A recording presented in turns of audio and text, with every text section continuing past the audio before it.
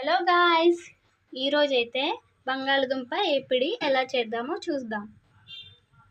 మేము చేసుకునే పద్ధతిలో మీకు చూపించబోతున్నా. ఎలా చేస్తామో చూసేయండి. ఫస్ట్ అయితే బాయిల్ చేసేయండి, పొటాటోస్ని ఉడకపెట్టండి. తర్వాత వాటిని పొట్టు తీసేయండి.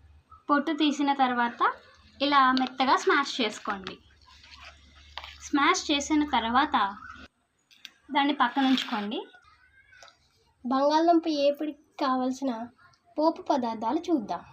ముందుగా జీలకర్ర, అలాగే మినపగుళ్ళు, కరివేపాకు, ఎండుమిర్చి, శనగపప్పు. ఏపింది కాకుండా నార్మల్ తీసుకోండి.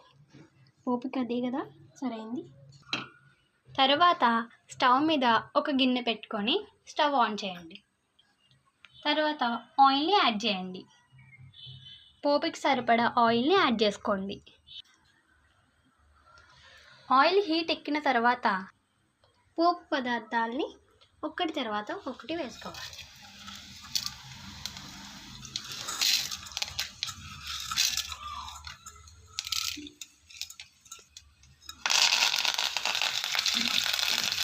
లాస్ట్కి మాత్రం ఎండుమిర్చిని యాడ్ చేసుకుందాం.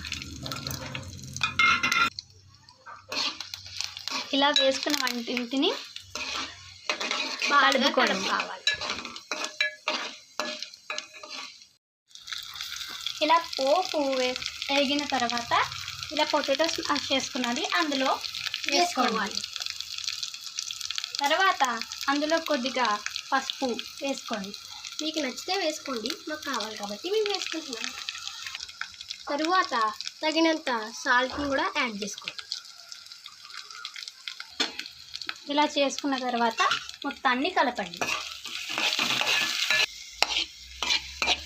ఇలా మొత్తాన్ని కలుపుకోండి. తర్వాత ఇది ఇలా అవుతుంది. దాన్ని అలా కొంతసేపు ఆగనివ్వండి. మళ్ళీ 2 minutes తర్వాత కలుపుకుంటూ ఉంటే కింద గిన్నె కత్తుక్కోకుండా ఉంటుందన్నమాట. అండ్ ఫైనల్లీ మా ఏపిడైతే అయిపోయింది. అండ్ మీకు ఇది అయిపోయింది అని ఎలా తెలుస్తుందంటే దీని కలర్ చూసి తెలుసుకోవచ్చు, లేదంటే మీరు కొంచెం టేస్ట్ చేసి కూడా దీన్ని తెలుసుకోవచ్చు. టేస్ట్ అయితే చాలా బాగుంటుంది, ఒకసారి ట్రై చేయండి. అండ్ ఫైనల్లీ ఎప్పుడు అయిపోయింది. దీనిలోకి చారు ఇంకా టేస్ట్గా ఉంటుంది.